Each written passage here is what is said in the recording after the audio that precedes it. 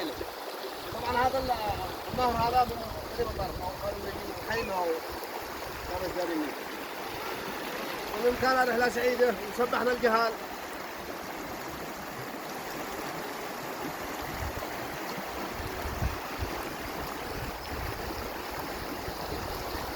سبحنا الجهال هنا سبحوا وسبحنا